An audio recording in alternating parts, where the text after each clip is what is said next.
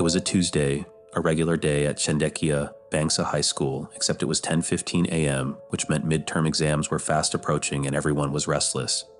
Rian knew we didn't have an exam that day, unlike many of my friends with other teachers, so Mr. Arif, our physics teacher, mid-lesson, decided to play a game with us on the Quizmaster educational quiz platform. He was a very laid-back teacher like that. As we were doing a company logo quiz on Quizmaster, I remember the exact moment when it happened. Right after my friend answered a question, I remembered the exact answer for the Technova company logo. Suddenly, the dean's voice came through the loudspeaker. He sounded panicked and flustered as he told all teachers that this was not a drill and to initiate lockdown immediately. I got goosebumps and my hair stood on end as Mr. Arif, usually so relaxed, also looked panicked as he ran to turn off the lights and usher us to the back corner of the physics laboratory. We all sat in silence for about 2 minutes.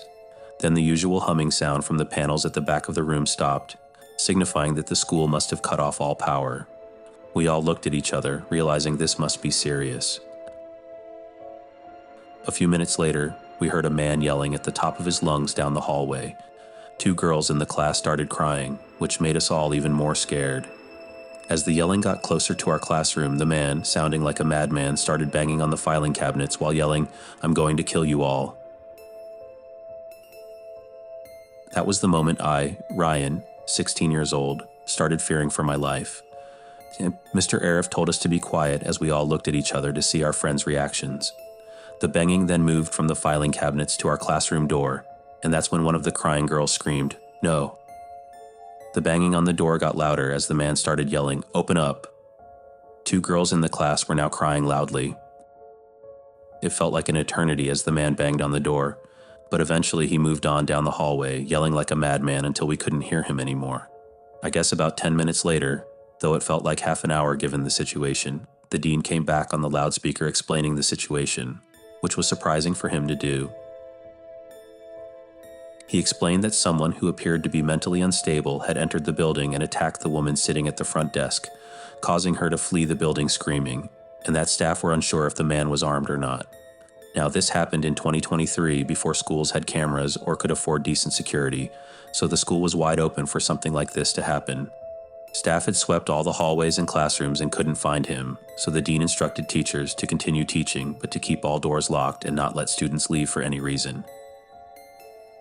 The most disturbing part was that one of the janitors working the night shift found the man asleep in one of the storage closets near the back end of the school, and according to rumors spread by my friends, sticking out of his pocket was a .38 caliber revolver pistol. The janitor must have done something foolish to wake him up, like leaving the closet door ajar, because by the time a police officer arrived at the scene, the man was already gone. My entire class, as far as I know to this day, doesn't know if the man was ever found, but I like to think that he is currently getting the help he needs. Nusantara Hope Academy has 2 lunch periods. The first lunch period is for all 6th graders and some 7th graders. The second lunch period is for the remaining half of the 7th graders and all 8th graders. The lockdown occurred in mid-autumn, year 2020. The day of the lockdown was cloudy and rainy.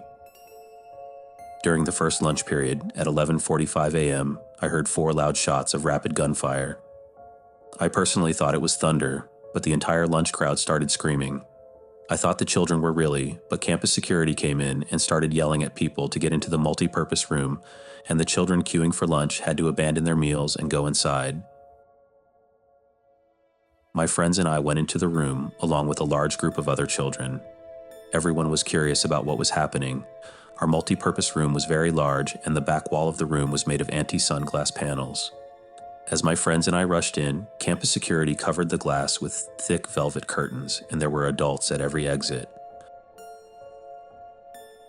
My friend Eric was just as curious as we were, so he asked one of the adults what was going on.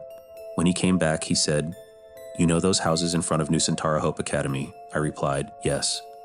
There's a crazy mentally disabled man, 45 years old, who barricaded himself in front of his house at 15 Cedar Street, Rainbow City, and he threatened to commit suicide and kill the police if he was evicted. He was walking around outside the school, watching the children in a strange way, Eric told us. It turned out the man was also a registered sex offender, making matters worse. We were trapped in the multi-purpose room for 1 hour and 20 minutes, spanning 2 periods.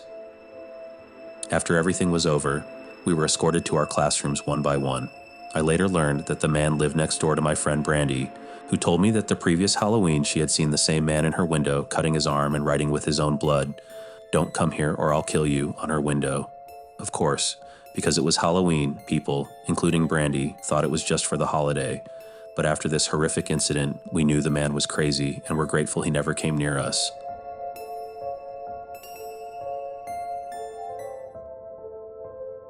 My name is Bhima, and I'm 22 years old, a recent graduate from Universitas Cendekia Bangsa. I had just landed my dream job at my alma mater, SMA Pelita Jaya, as a sort of computer intern. My workspace was located in the school's basement, an area known for being incredibly messy and disorganized. However, amidst the chaos, there was a small office that was actually quite comfortable. Inside, there were 3 sturdy large desks, 2 well-stocked mini fridges, a flat-screen TV neatly mounted on the wall, and a very satisfying air conditioning unit, a luxury that neither students nor teachers in other parts of the school could enjoy. And of course, this is where all the school's servers and various computer equipment were housed. I got this job thanks to my 3 former computer teachers who were very fond of me. I could genuinely consider them true friends, not just teacher figures. Therefore, they were all very helpful in the process of getting this job. Everything was going smoothly until something horrific happened a few weeks ago. My 2 colleagues who shared the office with me, Dave and Gary, were not in the office at that moment. They were upstairs, perhaps working on documents or whatever their tasks were. I was enjoying my sandwich during lunch break, which typically runs between 12 p.m. and 1 p.m., assumed lunch break time. Suddenly, my phone rang.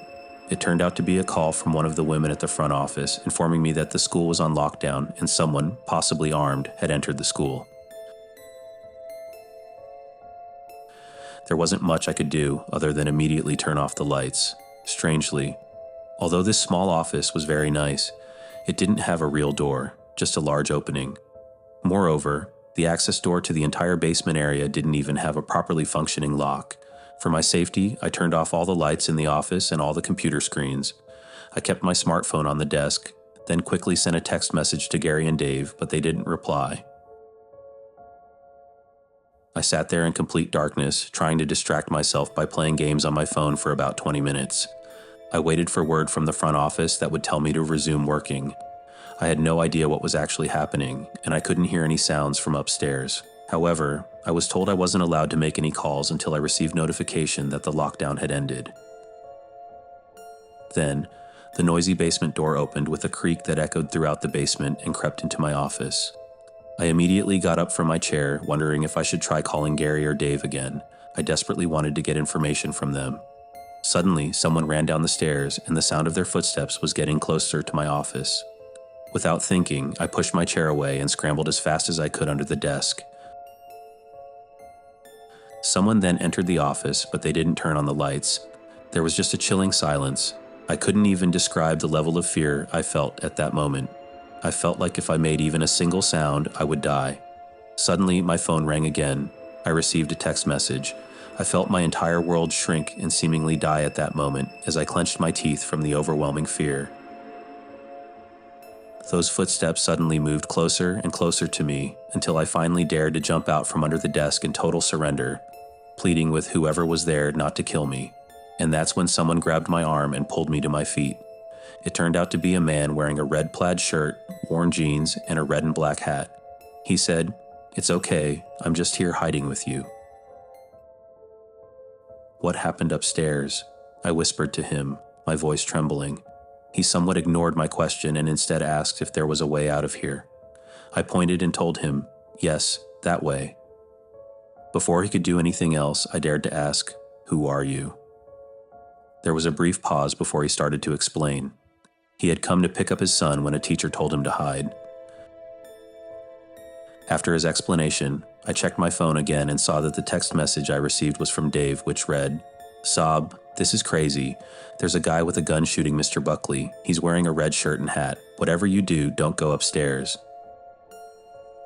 I was about to read that text aloud to the man in front of me until I realized something. I looked up and my stomach dropped with horror. The man seemed to catch my suspicious gaze. Panicked, the only thing I could think of was running upstairs. The sound of gunfire echoed through the basement again, and I could hear bullets ricocheting off something made of metal in the darkness. But thankfully the bullet missed me, and I managed to reach the upper floor. Fortunately, the police were already stationed at all exits, including the basement exit. They managed to apprehend the man as he opened the door. On another piece of good news, our teacher, Mr. Buckley, survived the shooting. It was later determined that the man and Mr. Buckley had personal issues for some reason, but the details were never fully revealed. All we knew was that Mr. Buckley had not done anything that could justify such a reaction, and I knew that the sound of gunfire would forever echo in my mind, a chilling reminder of the incident that occurred in 2016.